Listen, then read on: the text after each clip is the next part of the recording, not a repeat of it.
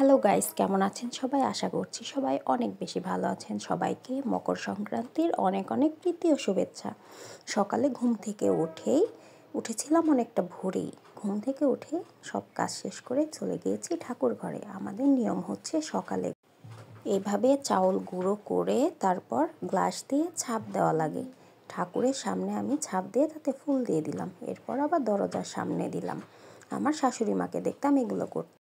এরপর আমি শুরু করে দিলাম গোপু সোনার জন্য পিঠা বানানো।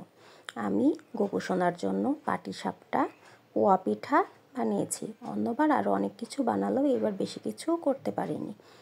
তো ক্ষীরের পাটিসাপটার জন্য আমি প্রথমেই দুধ বসিয়ে দিয়েছি, যেহেতু ক্ষীরটা হতে অনেকটাই সময় লাগে। ক্ষীর শেষ হলেই আমি পোয়া পিঠা ভাজতে শুরু করে দিলাম। পোয়াগুলা কিন্তু বেশ ভালোই ফুলে উঠছিল।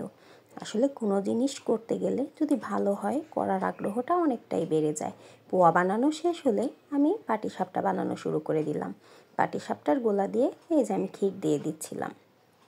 আসলে প্রতিবার আমি ক্ষীরের পাটিসাপটাটাই দিই, কারণ আমি যখন থেকে আমার বিজনেসটা শুরু করেছিলাম ক্ষীরের পাটিসাপটার, তারপর থেকেই আমি এটা দেওয়ার চেষ্টা করি। পিঠা বানাতে বানাতেই দেখি সূর্য মামা উকি দিচ্ছে। এরপর আবার আমি পূজা দেওয়া শুরু করে দিলাম। এই যে পূজা দেওয়া শেষ হলেই গোপালের জন্য ভোগ নিবেদন করলাম। এরপর প্রতিবারই পৌষ সংক্রান্তির সকালটা আমাদের গোপু সোনার প্রসাদ দিয়েই শুরু হয়। বেশ ভালোই লাগছিল, অনেক মজা হয়েছিল পিঠাগুলো। আর হবেই না কেন, গোপাল সোনা যেহেতু সেবা করেছে। এরপর আবার আমাদের নিয়ম, পৌষ সংক্রান্তির সকালে খোলা পোড়ানো লাগে। মানে হচ্ছে মাটির পাতিলে চিতই বানাতে হয়, এমন কিছুই। আপনারা এই কড়াইকে কে কী নামে জানেন অবশ্যই কিন্তু কমেন্টসে জানাবেন। তো যেহেতু নতুন কড়াই, আমি বেশি করে তেল ব্রাশ করে দিচ্ছিলাম। তেল ব্রাশ করা শেষ হলে আমি এতে এই যে চালের গুঁড়া যে গুলিয়ে রেখেছিলাম সেটা দিয়ে দিচ্ছি। জানি না কেমন হবে, পরে দেখলাম অনেক ভালোই হয়েছিল। কিন্তু এইবারই এত ভালো হয়েছে। অন্য কোনোবার আমি মাটির এই কড়াইয়ে এত ভালো পিঠা বানাতেই পারি না।